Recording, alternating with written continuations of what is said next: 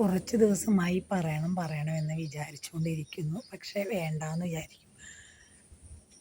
പിന്നെ ഇനി അതെനിക്ക് പറയാണ്ട് നിവർത്തിയില്ല. അത് പക്ഷേ വേറെ ഒരു രീതിയിൽ ആരും എടുക്കരുത്. എന്നാലും എനിക്കതിൻ്റെ ആ ഒരു എന്താണ് അതിൻ്റെ പിറകിലുള്ള ചേതോവികാരം എന്നറിയാൻ വേണ്ടിയിട്ടുള്ള താല്പര്യം കൊണ്ടാണ്. അറിയാവുന്ന സുഹൃത്തുക്കൾ ദയവ് ചെയ്ത് ഉത്തരം അറിയാവുന്നവരാണെങ്കിൽ കമൻറ്റിൽ എനിക്ക് മറുപടി തരണം. കാരണം ഒരുപാട് സുഹൃത്തുക്കൾ നമുക്ക് ഫ്രണ്ട് റിക്വസ്റ്റ് അയക്കും, നമ്മളത് അക്സെപ്റ്റ് ചെയ്യും. അതുപോലെ നമ്മൾ അങ്ങോട്ട് റിക്വസ്റ്റ് അയക്കും. എല്ലാം നമ്മൾ അങ്ങനൊരു റിക്വസ്റ്റ് അയക്കുന്നതിൻ്റെ അർത്ഥം ഉടനെ തന്നെ മെസ്സഞ്ചറിൽ വരണമെന്നല്ലല്ലോ. നമ്മൾ റിക്വസ്റ്റ് അക്സെപ്റ്റ് ചെയ്യുന്ന അതേ സമയത്ത് തന്നെ മെസ്സഞ്ചറിൽ ഹായ് വന്നു കഴിയും. എന്താണ് ഇങ്ങനെ തുടങ്ങണ ആൾക്കാരെന്ന് എനിക്കറിയാം. നമ്മൾ വെറുതെ ആ ഒരു പോസ്റ്റ് ഇട്ടാൽ ആ പോസ്റ്റിൽ എന്ത് വേണമെങ്കിലും എഴുതാമല്ലോ. അതിൽ നമ്മൾ റിപ്ലൈയും കൊടുക്കും. തമാശ രീതിയിലാണെങ്കിലും എന്താണെങ്കിലും അവർ ഇനി സീരിയസ് ആയിട്ടാണെങ്കിലും നമ്മളതിൻ്റെ റിപ്ലൈ അവിടെ തന്നെ കൊടുക്കാറുണ്ട്. എന്തിനാണ് ഈ മെസ്സഞ്ചറിൽ പോകുന്നതെന്ന് എനിക്ക് മനസ്സിലാവുന്നില്ല.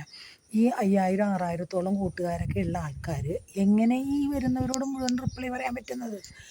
ഇനി മെസ്സഞ്ചർ അപ്പം നമ്മൾ റിപ്ലൈ കൊടുക്കാണ്ടിരിക്കുമ്പോൾ ചിലർ നമ്മൾ നോക്കിയാലും ഇല്ലെങ്കിലും ഇങ്ങനെ മോർണിംഗ് അയച്ചുകൊണ്ടിരിക്കും. ആർക്കും ഒരു നിരുപദ്രവമായിട്ട് അവരത് ചെയ്തുകൊണ്ടിരിക്കും. ചില ആൾക്കാർ നമ്മുടെ ഫോട്ടോ പോസ്റ്റിലിട്ടിരിക്കുന്നിടത്ത് മെസ്സഞ്ചറിലിട്ടിട്ട് അവിടെ കമൻ്റ് എഴുതും. അതിൻ്റെ ആവശ്യമില്ലല്ലോ. നമ്മൾക്ക് എന്തെങ്കിലും കമൻ്റ് എഴുതാനുണ്ടെങ്കിൽ അത് നമ്മളുടെ പോസ്റ്റിൽ തന്നെ ഇട്ടൂടെ? അതൊരു കൂട്ടർ. പിന്നെ ഒരു കൂട്ടരുണ്ട് വെറുതെ വീഡിയോ കോൾ ചെയ്യും. നമുക്ക് ഒരു പരിചയമില്ല, യാതൊരു കണക്ഷനുമില്ല. ഈ നമ്മുടെ കമൻറ്റിൽ നമ്മുടെ ഫ്രണ്ട് ലിസ്റ്റിലുള്ളവരാണോ എന്ന് പോലും നമുക്കറിയില്ല. വെറുതെ വീഡിയോ കോൾ ചെയ്യും. നമ്മളും എടുക്കാതിരിക്കും. അതിൻ്റെ ആവശ്യമില്ല. നമ്മളറിയാത്തവരുടെ കോൾ എടുക്കാറില്ല. ഒരു പ്രാവശ്യം വിളിച്ചു എടുത്തില്ല, 2 പ്രാവശ്യം വിളിച്ചു എടുത്തില്ല. ഒരു സാമാന്യ മര്യാദയില്ലേ? ഈ ആൾക്ക് എടുക്കാൻ താല്പര്യമില്ലാത്തതുകൊണ്ടാണ് എടുക്കാത്തതെന്ന് മനസ്സിലാക്കാനുള്ള സാമാന്യ ബുദ്ധി ഇല്ലേ? വീണ്ടും വിളിക്കും. ഒരു സുനിൽകുമാർ എന്ന് പറഞ്ഞൊരു ആൾ, എനിക്ക് കൂടുതൽ ഡീറ്റെയിൽ അറിയാം, ഫേക്കാണോ എന്ന് അറിയില്ല. 1 പ്രാവശ്യമല്ല, 2 പ്രാവശ്യമല്ല, 3 പ്രാവശ്യമല്ല, ഒരു 10 പ്രാവശ്യമെങ്കിലും അയാൾ എന്നെ വിളിച്ചിട്ടുണ്ടാവും വീഡിയോ കോൾ. ഞാൻ പല മറുപടി നിങ്ങൾക്ക് വീട്ടുകാരില്ലേ, ഞാൻ ഫാമിലിയായിട്ട് താമസിക്കുന്നതാണ്, എനിക്ക് സമയമില്ല, ഞാൻ തിരക്കിലാണ്, എനിക്ക് മെസ്സഞ്ചറില്ല, നിങ്ങൾ ആവശ്യമില്ലാണ്ട് ഞാൻ നിങ്ങളെ ബ്ലോക്ക് ചെയ്യും, അല്ലെങ്കിൽ ഇതൊക്കെ പറഞ്ഞിട്ട് അയാൾ വീണ്ടും ഒരു ദിവസം വിളിച്ചപ്പോൾ ഞാൻ എടുത്തപ്പോൾ ഒന്നും കാണുന്നില്ല കേട്ടോ. കുറേ സമയം കഴിഞ്ഞപ്പോൾ അയാൾ ഷട്ടിടാതെ വന്നിട്ടുണ്ട്. വേറെ ഒന്നും കണ്ടില്ല. ഞാൻ ചോദിച്ചു നിങ്ങളാരാണ്, നിങ്ങൾക്ക് എന്താ വേണ്ടത്, ഞാൻ കംപ്ലയിൻറ്റ് ചെയ്യണമെന്ന് ചോദിച്ചു. അതോടുകൂടി പിന്നെ ഈ മനുഷ്യൻ്റെ കോളും വന്നിട്ടില്ല, വിളിയും വന്നിട്ടില്ല, ഒന്നുമില്ല. എന്തിനാ അത്ര വരെ എത്തിക്കുന്നത്? ഒരാൾ വിളിച്ചാൽ എടുത്തില്ലെങ്കിൽ അതിൻ്റെ അർത്ഥം ആ വ്യക്തിക്ക് താല്പര്യമില്ല എന്നുള്ളതാണ്. അല്ലാതെ വീണ്ടും വീണ്ടും ആ വ്യക്തിയെ വിളിച്ച് ശല്യം ചെയ്തുകൊണ്ടിരിക്കുന്നതിൻ്റെ കാര്യം എന്താണ്? എനിക്ക് മനസ്സിലാവുന്നില്ല. അപ്പോൾ ഞാനിത് കുറേ ദിവസങ്ങൾ ഇങ്ങനെ ചില ആൾക്കാരുണ്ട് സ്ഥിരം എത്ര പറഞ്ഞാലും കേൾക്കാതെ വീണ്ടും വീണ്ടും വീണ്ടും വീഡിയോ കോൾ വിളിക്കുന്നു. എന്തുകൊണ്ട്? ഞങ്ങൾ ഫാമിലിയായിട്ട് ജീവിക്കുന്നവരാണ്. നമ്മുടെ വീട്ടിൽ ഭർത്താവ് ഉണ്ടാവും, അല്ലെങ്കിൽ വേറെ ഫാമിലി മെമ്പേഴ്സ് ഉണ്ടാവും. ആ സമയത്ത് വീഡിയോ കോൾ, ചിലപ്പോൾ ഞാൻ യോഗ ക്ലാസ്സിൽ അടിക്കുമ്പോഴായിരിക്കും വീഡിയോ കോൾ വരുന്നത്. എന്തിന്? നമുക്ക് പരിചയമില്ല, അല്ലെങ്കിൽ എടുക്കാൻ താല്പര്യമില്ല. ഒരു കോൾ ചെയ്തു എടുത്തില്ല, അപ്പോൾ കട്ട് ചെയ്ത് അവനവൻ്റെ പാട്ടിന് കൊള്ളാം. എന്തിനാ മറ്റുള്ളവരെ ഇങ്ങനെ ബുദ്ധിമുട്ടിക്കുന്നത്? അത് വളരെ മോശമല്ലേ? അങ്ങനെ കുറേ ആൾക്കാരുണ്ട്. എന്താണ് ഇതിൻ്റെ പിറകിലുള്ള ചെയ്തോ വികാരം എന്ന് എനിക്കറിയില്ല. പിന്നെ ഇവരുടെ ഈ താല്പര്യത്തിനനുസരിച്ച് ഇവർ നല്ല രീതിയിലൊരു പോസിറ്റീവ് മൈൻഡാണെന്ന് എനിക്ക് തോന്നുന്നില്ല.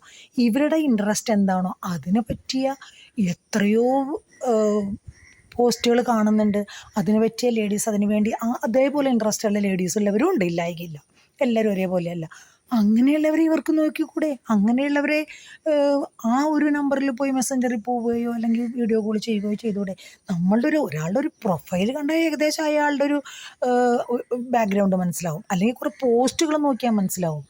എന്ത് കണ്ടിട്ടാണ് ഇവരിങ്ങനെ വരുന്നതെന്നുള്ളത് എനിക്കറിയില്ല. അപ്പോൾ അതുകൊണ്ട് അത് ഞാൻ കുറേ ദിവസങ്ങളായി പറയണമെന്ന് വിചാരിച്ചിരിക്കുകയാണ്. സുഹൃത്തുക്കളോട് ഇത് ഷെയർ ചെയ്യണമെന്ന് വിചാരിച്ചിരിക്കുകയാണ്. അപ്പോൾ നിങ്ങളുടെ അഭിപ്രായം എന്താണ്? നിങ്ങളും സുഹൃത്തുക്കളെ, നിങ്ങൾക്കും ഇല്ലേ ഭാര്യമാരുണ്ട്, സഹോദരിമാരുണ്ട്, അമ്മമാരുണ്ട്. നമ്മൾ ഈ പ്രായത്തിൽ റിട്ടയർഡ് ലൈഫ് ഒന്ന് വെറുതെ എൻജോയ് ചെയ്യുന്ന, ഇത്രയും കാലം ഓടിക്കതച്ച് ജീവിക്കാനുള്ള ആ ഒരു ജീവിതം ഒരു പക്കത്തെത്തിക്കാനുള്ള ഓട്ടപ്പാച്ചിലായിരുന്നു. അതെല്ലാം കഴിഞ്ഞ് കുട്ടികളൊക്കെ ഒന്ന് ഒരുമാതിരി സെറ്റിൽഡായി കഴിഞ്ഞ് നമ്മൾ റിട്ടയർ ആയിക്കഴിഞ്ഞ് നമ്മളുടേതായ ഒരു ജീവിതം ജീവിക്കുമ്പോൾ എന്തിനാണ് ഇങ്ങനെ ശല്യം ചെയ്യുന്നത്? അമ്മമാരുടെ പ്രായമുള്ളവർ, അല്ലെങ്കിൽ ചേച്ചിമാർ, സഹോദരിമാർ, ആ പ്രായത്തിലുള്ളവരെ എന്തിനാണ് ഇങ്ങനെ വെറുതെ ബുദ്ധിമുട്ടിക്കുന്നത്? എനിക്ക് മനസ്സിലാവാത്തതുകൊണ്ട് ചോദിക്കുകയാണ്. എന്തിനാണ് ദയവ് ചെയ്ത് നിങ്ങൾ ആളെ നോക്കി പോകൂ. ആൾക്കാരുടെ ബാക്ക് പ്രൊഫൈലൊന്ന് ചെക്ക് ചെയ്യൂ. നിങ്ങൾ ഫേക്ക് ആയിരിക്കാം എന്ന് വെച്ചിട്ട് എല്ലാവരും ഫേക്കാണോ?